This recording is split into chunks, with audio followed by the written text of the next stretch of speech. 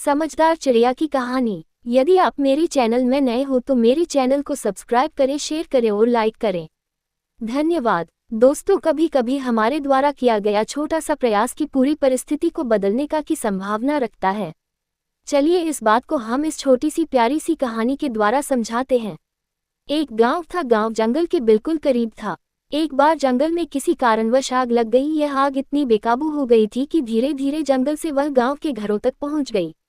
गांव में आग लगती देख गांव के लोगों में अफरा तफरी मच गई। सभी लोग अपनी अपनी जान बचाने के लिए इधर उधर भागने लगे। सभी लोग बिना सोचे समझे क्या करना चाहिए इस बात की परवाह किए इधर उधर भाग रहे थे, शोर मचा रहे थे। तब जंगल में रह रही एक छोटी सी चिड़िया अपनी चोंच में पानी भर भर कर उस आग पर छिड़क रही थी। ये अद्भुत नज़ारा गांव के कुछ लोगों ने देखा और उन्होंने गांव के बाकी लोगों को भी इसके बारे में बताया। सभी गांव के लोगों को लगा यह इतनी नन्ही सी जान अगर हिम्मत नहीं हो रही है और जी जान से आग बुझाने के लिए प्रयास कर रही है तो हम सब भी प्रयास तो कर ही सकते हैं। बस फिर क्या था, गांव का हर एक व्यक्ति आग बुझाने में लग गया और देखते ही देखते सारी आग शांत हो गई। चिड़िया को ये जानकर बहुत आनंद हुआ कि अब आग काबू में आ चुकी है, तो उसके चेहरे पर छोटी सी मुस्कान आई। जंगल के दूसरे पशु प्राणी भी चिड़िया को ऐसा करते देख रहे थे। उन्होंने चिड़िया का अट्टहास करते हुए कहा, तुम्हें क्या लगता है तुम्हारे बूंद बूंद पानी छिड़कने से ये आग बूझी है?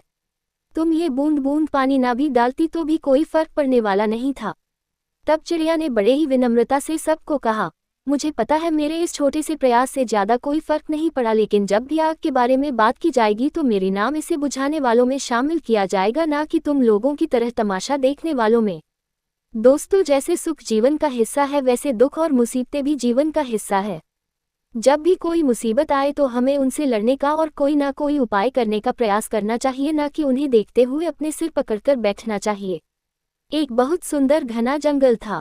जंगल में हजारों तरह तरह के पेड़ थे जो काफी सीधे थे, लंबे थे और काफी मजबूत भी थे। मगर इन सबसे अलग जंगल से थोड़ी दूर एक अकेला पेड़ था जो थोड़ा सा खोखला और टेढ़ा था। अकेला और कुरूप होने की वजह से यह पेड़ हमेशा उदास रहता।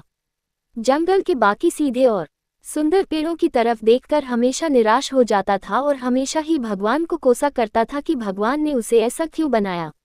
एक दिन इस जंगल में एक लकड़हारा आया। लकड़हारा जंगल में प्रवेश कर रहा था जब सबसे पहले उसकी नज़र उस अकेले खड़े टेढ़े पेड़ पर गिरी। मगर उसने सोचा, ये टेढ़ा और कमजोर पेड़ मेरे किस काम का? इसको काट के मेहनत जाया जाएगी क्योंकि इसका कोई अच्छा दाम नहीं देगा। इससे अच्छा है मैं जंगल के बाकी के सीधे और सुंदर पेड़ काटकर उन्हें बेचूं। लकड़हारा तुरंत उस पेड़ से दूर चला गया और बाकी के अच्छे दिखने वाले पेड़ों को काटकर अपने साथ लेकर गया।